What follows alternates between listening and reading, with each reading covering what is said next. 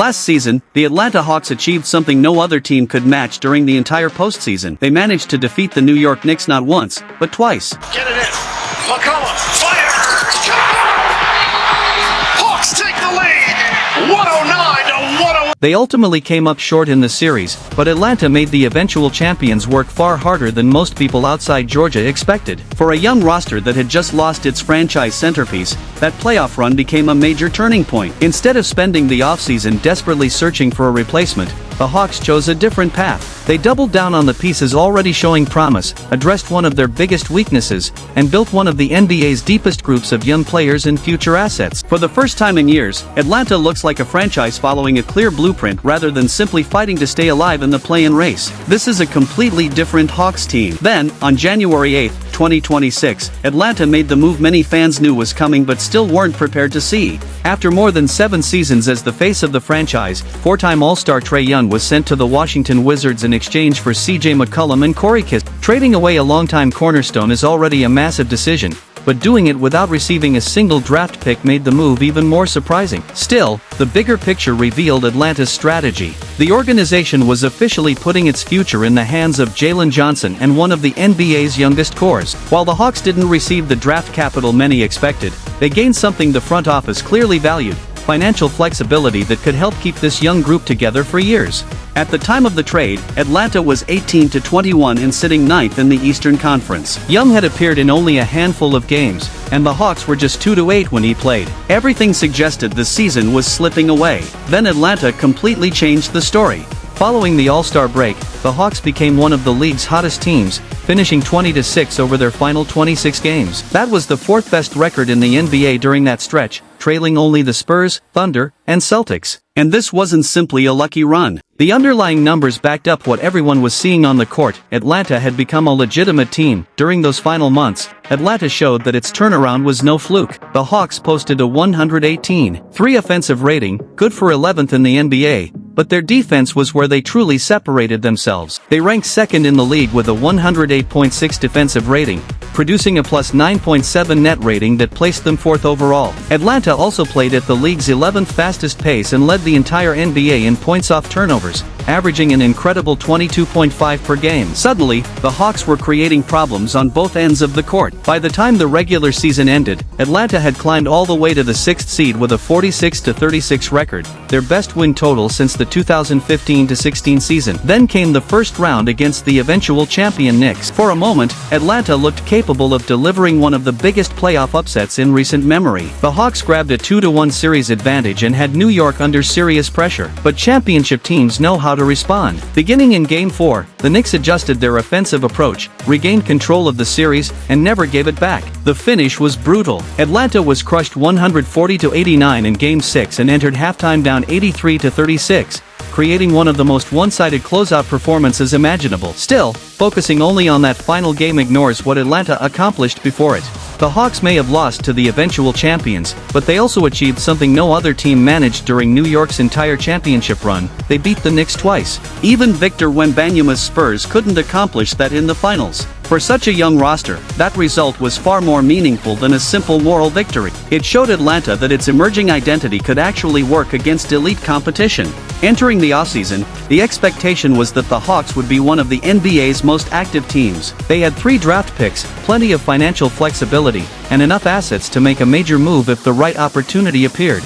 Instead, Atlanta initially focused on strengthening the foundation that had already produced results. Quinn Snyder received a contract extension, while C.J. McCollum returned on a 1-year deal. The Hawks also added depth with Aaron Wiggins from Oklahoma City and Devin Carter from Sacramento. For a while, that appeared to be the extent of their summer activity. Then the front office made a bigger move. According to Shams Charania, Atlanta acquired Lou Dort in a 3-team deal that sent former number 1 overall pick Zachary Rizicher to the Dallas Mavericks. The Hawks also surrendered 2 second-round picks while bringing in Dort and young guard Ryan Nembhard. It wasn't the kind of transaction that dominated headlines, but the strategy behind it was clear. Atlanta wasn't chasing superstar names just for the sake of making noise. They were strengthening the exact style that had transformed their season. Under Snyder, the Hawks developed a defense-to-offense system built around forcing turnovers, sharing the ball, constant movement, and immediately turning defensive stops into fast-break opportunities. That identity had worked, and Atlanta was now building even more aggressively around it. Atlanta wasn't trying to win by simply trading jump shots in the half court. Their formula was different. They wanted to speed games up, force mistakes, and turn defensive pressure into quick offense, and that approach delivered result. The Hawks finished 5th in the NBA in pace at 102.5 possessions per game and ranked 3rd in fast break scoring at 18.1 points a night. Few teams were better at making opponents pay for careless plays. Every forced turnover could become an easy basket on the other end, which makes the addition of Lu Dort even more important. Atlanta didn't bring him in to reinvent the team. They brought him in because he fits exactly what they're already trying to become. During Oklahoma City's championship season, Dort established himself as one of the league's toughest perimeter defenders and earned first-team All-Defensive honors in 2025. Even when his offense disappears for stretches, his defensive impact remains. He's physical, relentless, and willing to spend an entire night chasing the opponent's best scorer. That type of player fits perfectly into Atlanta's new identity. Now Dort joins a perimeter group that already includes Aaron Wiggins, Nickeil Alexander-Walker, and one of the NBA's most promising young defenders, Dyson Daniels. Suddenly, what was already one of Atlanta's strengths could become one of the deepest defensive backcourts in the league. Daniels has already shown that he can make life miserable for ball handlers. His ability to disrupt actions before they develop, jump passing lanes, and create turnovers played a major role in Atlanta's defensive improvement last season. The Hawks clearly recognized his value, and they followed that up by adding another proven defender in Alexander Walker. Put those two on the floor together, and opposing guards have very little room to operate. They're capable of defending both with and without the ball, giving Atlanta answers even when the initial defensive plan breaks down. Now add Dort to that mix, and the Hawks suddenly have a perimeter unit capable of creating chaos for an entire game. The versatility might be the most exciting part. Against elite scoring guards, Quinn Snyder can put Daniels and Dort together and challenge them to defend almost any matchup. Between their size, strength, speed, and defensive instincts, Atlanta can switch across multiple positions without constantly giving opponents an obvious target. Before we jump back into Atlanta's defensive makeover, a quick word from today's sponsor. This video is brought to you by PrizePicks, a sports pick app built around simple player and team selections. You can choose whether a player goes over or under a specific stat, or make team picks involving the winner, spread, or total. For today's plays, I'm taking Caitlin Clark over on made threes and Aya Wilson under on rebounds plus assists. PrizePicks is available in many states, including California, Texas, and Florida, though availability depends on where you live. There's also a new user promotion for eligible players. Make your first $5 play and, if it wins, you can receive $150 in lineups. Just enter code HMA when signing up. As always, only participate if you're legally eligible, can afford it, and are comfortable playing responsibly. You'll find the link in the description.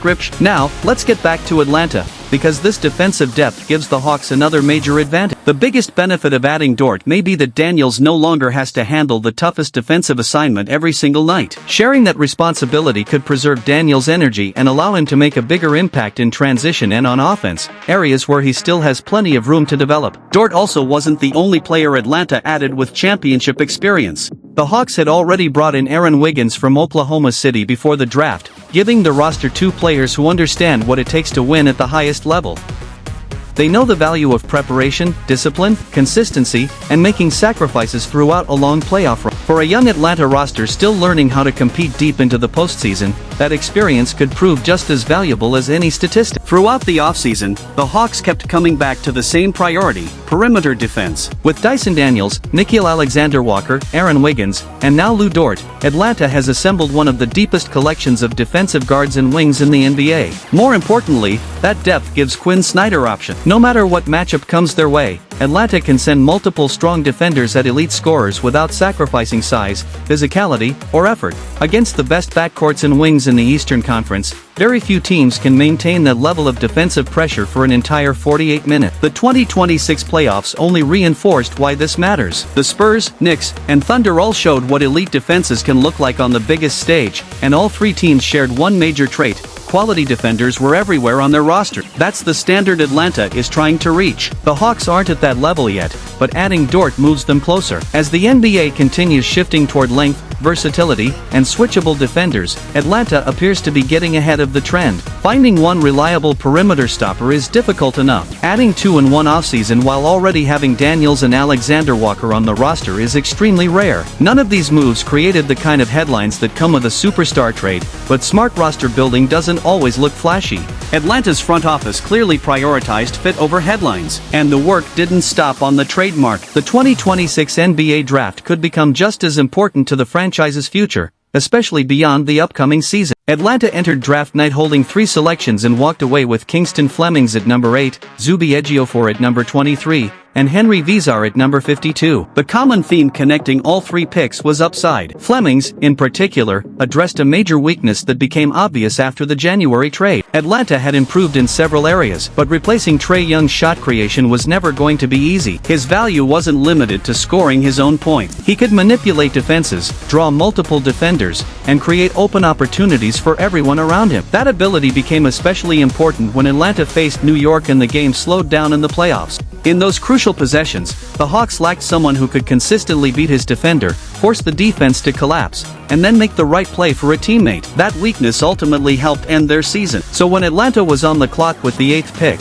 the solution was obvious: find a player capable of creating offense. That's where Flemings comes in. His biggest strength is his ability to get to his spots, whether he's attacking in transition or operating from a standstill. His first step immediately stands out. He doesn't always need a screen to create an advantage because his burst alone can get him past defenders, force help rotations, and put the entire defense under pressure from the moment he attacks. Summer League always needs to be viewed carefully. Every July, a young player can dominate for a few games and then struggle once the real competition begins. Still, even with that warning, Kingston Flemings showed enough to get Atlanta's attention. The Hawks' offense appeared more organized whenever he was on the floor. He created quality opportunities out of the pick and roll, made quick and intelligent reads, protected the ball, and even used his active hands to disrupt passing lanes defensively. Instead of constantly looking for his own shot, Flemings played with the mindset of a true floor general. He focused on keeping the offense moving and making life easier for the players around him. That's what makes his potential so exciting. Flemings may never become the passer Trae Young was, because very few players possess that kind of offensive creativity. But he can give Atlanta something Young never consistently provided: point of attack defense. Despite being listed around 183 pounds, Flemings plays with surprising toughness. He battles through screens, stays engaged with ball handlers, and has the instincts to create turnovers. He also doesn't need to dominate the scoring column to influence a game, which gives him multiple ways to contribute. And at just 19 years old, there's plenty of time for his offensive game to develop. If those early flashes translate to the NBA level, Atlanta may have found another important piece for its long-term foundation. Flemings naturally received most of the attention as the lottery selection, but Zuby Ejiofor could become just as important to the Hawks' rebuild. Standing 6'9" and weighing around 240 pounds, Ejiofor brings an unusual combination of strength, explosiveness, and mobility. He may give up some height against traditional centers, but he makes up for it with physicality, using his frame to hold his ground and move opponents away from their preferred spots. That strength also shows up offensively. Ejiofor can finish through contact, establish position inside, and consistently put pressure on the rim. That's exactly the type of big man Quinn Snyder's system can take advantage of. Atlanta wants to play fast, move the ball, and make decisions quickly, and a center who sprints into the front court can force defenses to collapse before they are fully organized. Ejiofor fits that role naturally. He's an explosive rim runner, but his passing instincts also give him another dimension. We saw some of that during Summer League when he delivered his best performance against Oklahoma City, finishing with 19 points, 15 rebounds, 3 assists, and a block in an 82-77 victory. There will obviously be an adjustment period as he makes the jump to the NBA, especially for a young big man. But rebounding, effort, and athleticism are qualities that often translate immediately, and those are already among Ejiofor's biggest strengths. If his shooting range continues to develop, Atlanta could have another valuable front-court option behind Onyeka Okongwu while gaining even more freedom to play smaller, faster lineups. And Ejiofor wasn't the only big man Atlanta added on draft night. Hawks fans have been waiting a long time for Atlanta to finally find a legitimate long-term answer at center, and they may have found one without using a first-round pick. Henry Vezar brings exactly the kind of size this roster has been missing. At 7'2" with a 7'2" wingspan, his physical tools immediately stand out. But the real reason Atlanta is excited is what he can do with those tools. Vezar finishes efficiently around the basket, has enough shooting touch to stretch the floor from 3, and possesses the passing ability to contribute even when he isn't scoring. That's the modern stretch 5 skill set teams are constantly searching for, and it could make Vizar a fascinating fit in Atlanta. Still, as promising as all these additions are, the Hawks' ultimate ceiling will depend on one player, Jalen Johnson. The 2025-26 season completely changed the direction of this franchise. Atlanta moved on from Trae Young, exceeded expectations after the All-Star break, and established a new identity built around defense, pace, and young talent. Through all of that, Johnson continued taking another step forward. In his first season as Atlanta's primary option, he earned his first All-Star selection and followed it with a spot on the All-NBA third team. He became the first Hawks player to receive All-NBA honors since Trae Young in 2022. Exactly the type of leap Atlanta hoped for when it decided to build around him. The production tells the story. Johnson averaged 22.5 points, 10.3 rebounds, 7.9 assists, and 1.2 steals per game while shooting nearly 49% from the field. More importantly, he helped guide Atlanta back into the postseason during his first season as the franchise's centerpiece. That's extremely difficult to accomplish after losing the player who had been the team's face for years. But the playoffs also exposed the next challenge in Johnson's development. Against the eventual champion Knicks, Atlanta's offense repeatedly struggled once the game slowed down, forcing Johnson to create against one of the league's most physical defenses. New York could throw OG Anunoby, Mikal Bridges, and Josh Hart at him on the perimeter, while Karl Anthony Towns and Mitchell Robinson protected the interior. There simply wasn't much room to attack, and that points directly toward Johnson's next level. If he wants to become the type of star who can carry a contender, he has to become a more reliable half-court scorer. Johnson is already devastating in transition, where his athleticism, size, and instincts make him one of the league's most dangerous open floor threats. But playoff basketball changes everything. The pace slows, transition chances become harder to find, and possessions often come down to one player creating something out of nothing. That's where true stars separate themselves. If Johnson can continue developing his mid-range game, use his strength to punish smaller defenders, and become more efficient in isolation and late clock situations, Atlanta's ceiling could rise dramatically. And if that development happens, Johnson could become the player who defines this next chapter of Hawks basketball. But perhaps the biggest reason for optimism isn't any individual addition, it's the position Atlanta has put itself in. The young foundation of Jalen Johnson, Dyson Daniels, and Kingston Flemings gives the Hawks a core that could continue improving for years. At the same time, experienced players such as Nickeil Alexander-Walker, CJ McCollum, and Lou Dort give them enough defense, toughness, and veteran know-how to compete right now. Most rebuilding teams have to choose between developing young talent and trying to win immediately. Atlanta may have found a way to do both. The financial flexibility makes the situation even more interesting. By relying heavily on short-term contracts, the Hawks improved the roster without locking themselves into long-term commitments that could limit future moves. They still have tradable salaries and valuable draft assets available if a major star suddenly becomes available. That opportunity could come before the trade deadline or even next summer. But the message from Atlanta's front office is already clear. The roster is still a work in progress, and that's what makes this Hawks team so fascinating heading into the new season. They may not be ready to call themselves championship contenders just yet, but they've built one of the NBA's most interesting young rosters, surrounded it with experienced defenders, and created multiple paths to get even better. This could be much more than a one-year turnaround. It could be the beginning of a completely new era in Atlanta. Now the big question is where this team goes from here. How far can the Hawks make it in the Eastern Conference? Will the front office make another major move before the trade deadline? And can this group finally win a playoff series? Let me know what you think in the comments. If you enjoyed the video, make sure to like, subscribe, and turn on notifications for more NBA content. I'll see you in the next one.